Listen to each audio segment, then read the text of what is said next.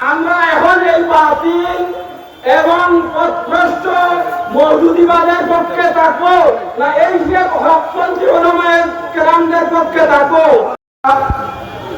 আমরা শাইখুল ইসলাম হযরত ভাই মুফতি সাহেব রাহমাতুল্লাহি আলাইহি, হযরত শরীফ সাহেব রাহমাতুল্লাহি আলাইহি, শেখ মজদুরি সাহেব রাহমাতুল্লাহি আলাইহি, শেখ সত্রবনী সাহেব রাহমাতুল্লাহি আলাইহি রাহমাতুল্লাহি আলাইহি, শেখ হরিফুদ্দিন সাহেব রাহমাতুল্লাহি আলাইহি সহ আমরা এই সিলেট তথা বাংলাদেশের হক্কানি ওলামায়ে কেরাম এই জমিয়তে ওলামায়ে ইসলামের পক্ষে ছিলেন।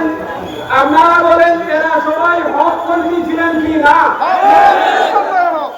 আমরা এখন এই বাতিল এবং পথভ্রষ্ট মওদুদিবাদের পক্ষে থাকবো না এই যে হকপন্থী ওলামায়ে কেরামদের পক্ষে থাকবো।